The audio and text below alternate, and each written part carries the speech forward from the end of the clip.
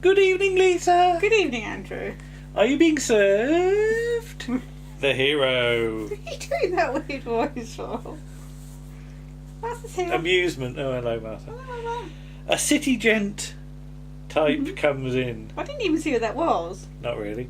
But he wants to see Mr. Lucas as he's washed his socks and one of them shrunk. Mr. Lucas points out that they're made of pure wool and are probably from two different herds. Yes. So a Shetland sheep, his wool don't shrink, but a Cornish one does. Okay, Martha's got your bubble wrap. Martha's playing with bubble wrap. Okay. Martha, don't explode. So if he wants his money back, they have to see Mr. Humphries first of all. The gentleman apparently lives alone, and he washed his socks in the bath with hot water. Yes. It should be Luke, of course, but now it's shrunk. You can't actually read the writing on it anyway. No, it's too small. Too small. So then it's goes upwards to Mr. Goldberg, doesn't it? Yes. And Mr. Goldberg agrees that the gentleman should have his money back on one sock, because only one sock has shrunk. Mrs. Slocum is extremely yellow. She is. Her hair. Yes.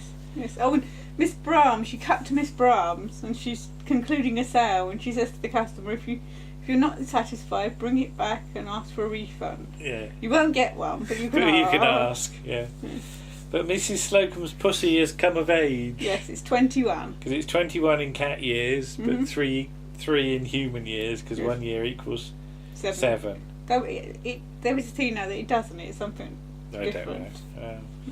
But yeah, it won't get the key of the door because it's already got a little it's got flap. A key flap. But yeah, it's got some presents. A leg of southern fried chicken. Is that good for cats? No. I was going to say. Martha says no. No, Mama. A mink collar with a bell on. Proper mink. Yes. Because fake mink is made out of cats, apparently. Yeah. A record of Lena Zaffaroni. Because it's the only thing that makes the cat go out when it's raining. Why should the cat have to go out when it's raining? That seems unfair. Business. Have she got a litter tray? Obviously not, no. Yeah. And a clockwork mouse. Captain Peacock's not here, so they get out and play with it briefly. Yes. Although it goes on the floor almost immediately, and they have to listen for the clockwork. A bit like the Miss Brahms says it's like the crocodile. and Peter Pan. You have to listen for the clock ticking. Captain Mr. Humphries and Mr. Lucas. Mr. Humphries is saying something about putting a pineapple in a hole or something. I don't know what on earth that's about. Because we never hear the rest of the story because he sees the mouse and jumps on a chair. Yeah, squings. He says there was a mouse around his drawers. So Captain Peacock's come in and he's in a bit of a mood, isn't he? And he wants to know who's responsible for it. Yes. And if nobody owns up, they'll remain behind, they're at school. They're at school, yeah. Miss Brahms isn't on for this because she's got a date, so she shoves Mrs. Slocum's hand up.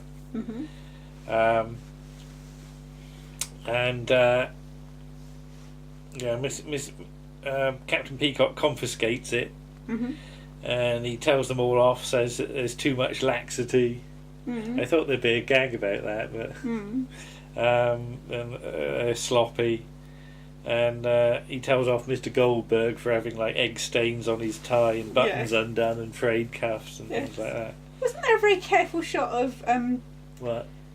Peter Grimwade once?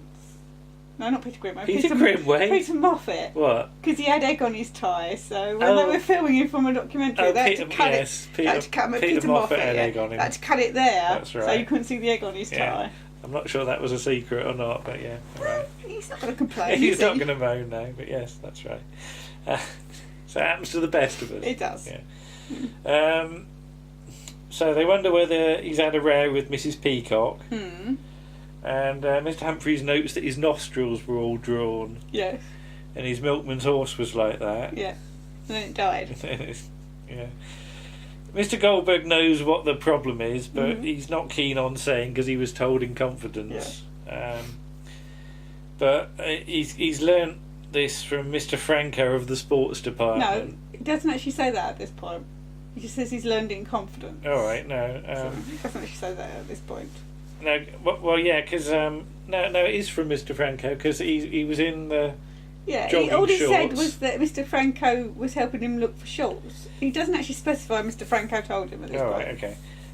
But he noticed a boil. Mm. Yeah, and so where's the boil? And so he tells Mr. Lucas, who goes ha ha ha, and then Mr. Humphries gets told, so he laughs. Mm-hmm. And Mrs. Slocum laughs, and Miss Brahms doesn't want to be left out. So she's told, whispered by Mrs. Slocum, and she's confused as she didn't notice that he had a boil on his thumb. Yes.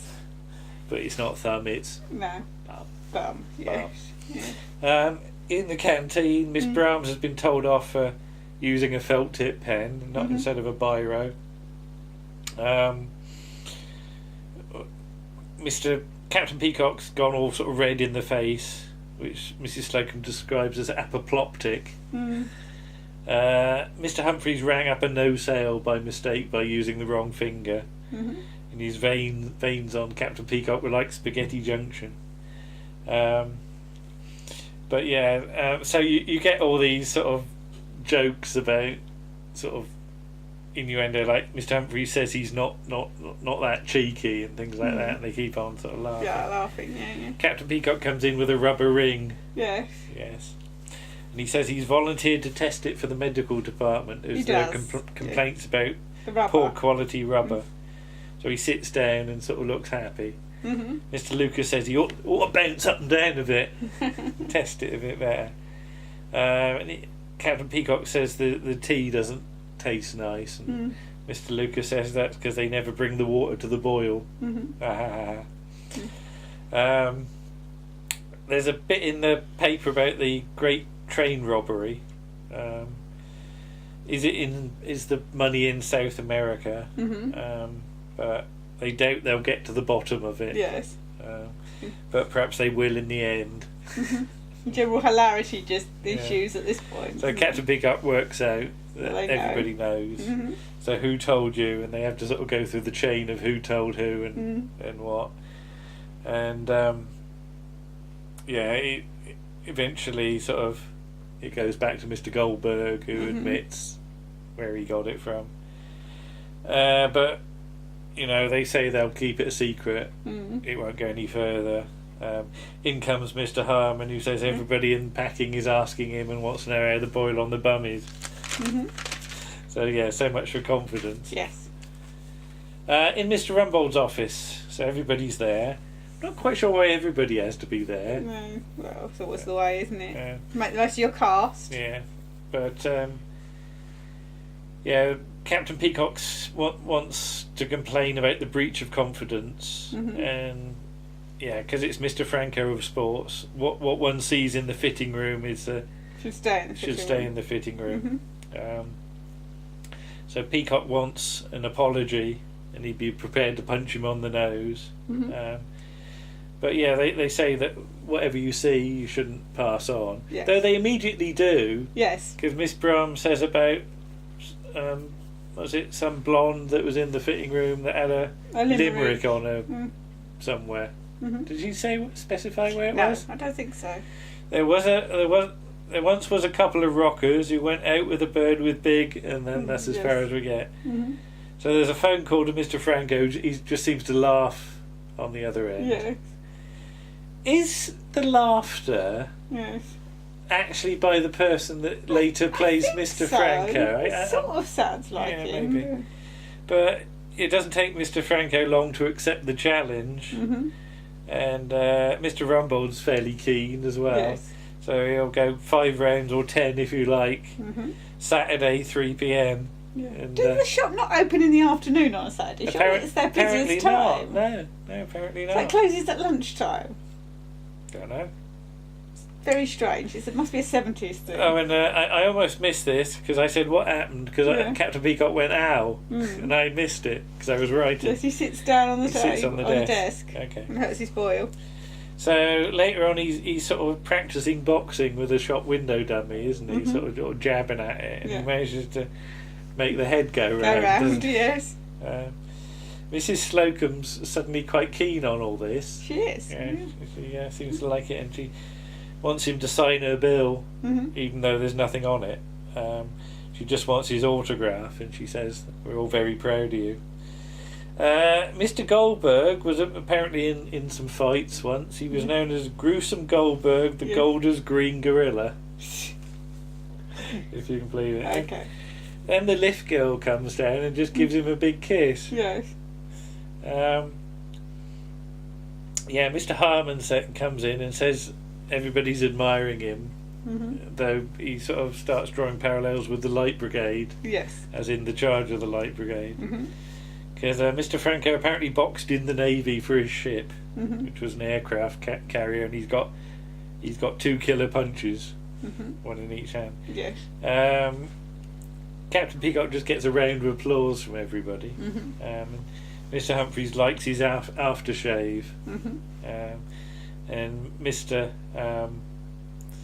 Lucas says he probably splashes it all over. That's Henry Cooper, isn't it? Yes, Henry Cooper. I think John Conte's in one as well. All right, advert for aftershave. For Brute. But Captain Peacock's sort of going against the idea now, so he phones up Mr. Grace to try and get out of it, basically. Yes. Dear. Yes, they're playing snooker in young Mr. Grace's office, or rather the nurses. Yes, and she hitches her skirt up for some inexplicable reason to bend over the table, the thing, and because the pot she's doing is in like the top right hand corner from her point of view, and so she says, "I can only see a bit of the pink from here," and dearie me, and young Mr. Grace can see quite a lot of it. Yes. Yeah, and she says, "Don't hurry me," and he says, "Take all the time in the world." It's a bit sleazy, that. A little bit, yes. Yeah. Unfortunately, the longer it goes on, and the more it gets into sort of the late 70s, early 80s, it does get a little bit more sleazy, much like the Carry On films. Yeah, I suppose. But young Mr. Grace is looking forward to the punch up on Saturday, and he's got a fiver on the other fella. Yes. Apparently, he knocked out the heavyweight from Mother Care. Yes. If you can imagine the heavyweight from Mother Care. Just imagining a big baby now. So 3 p.m. Saturday, the ring has been set up. Yes. In the ladies and gentlemen's department. So they've had to move the centre display and stuff, haven't they? Yeah. And a load of people are gathered, including behind the sort of regulars. There's sort of 4 ladies. Yes.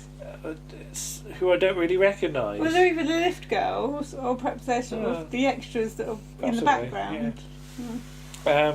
I like the silly bit where Mr. Lucas sort of does a gargle with some water, spits in the bucket, looks in the bucket and goes, "That's working." Yeah.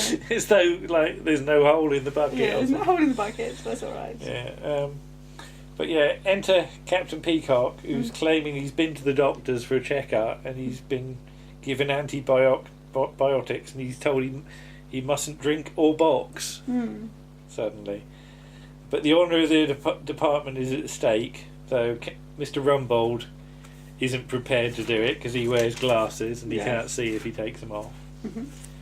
What's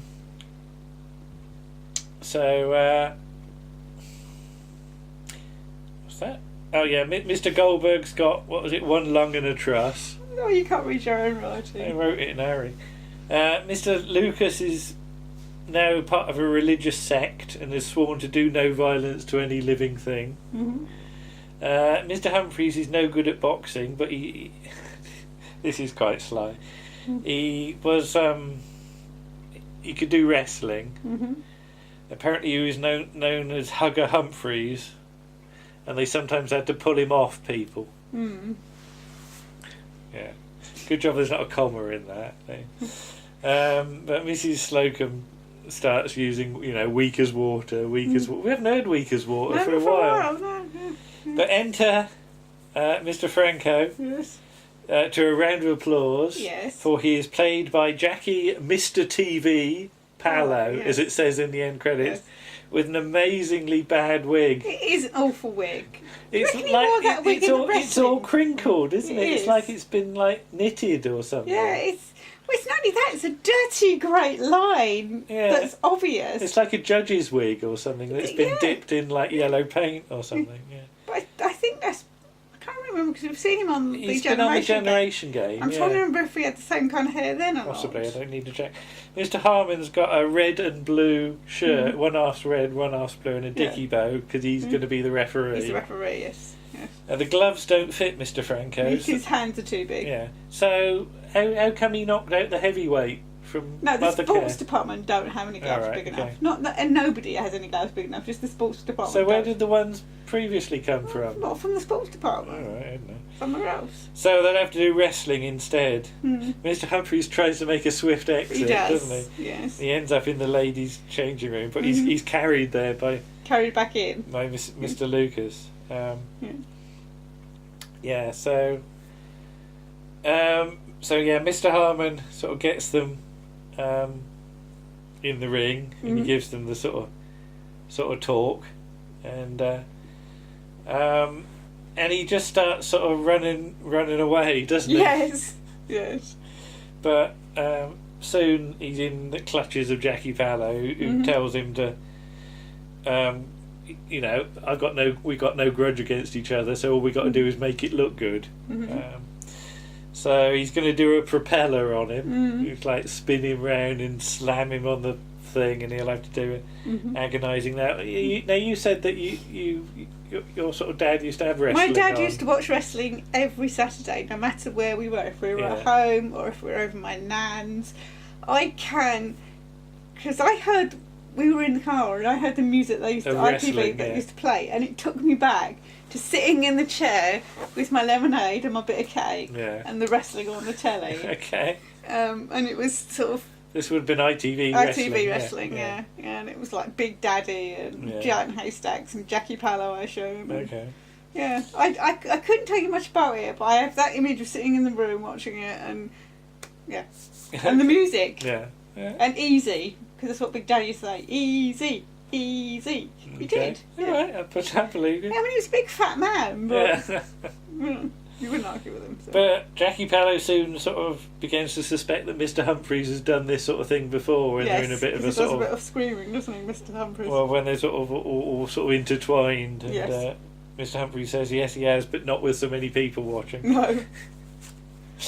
So Mrs. Slocum knows all the terminology. She does. He does she's various sort of he's doing a holds. Brazilian jab and things. There's a nose hold as well, which sort of like that, which looks exquisitely painful.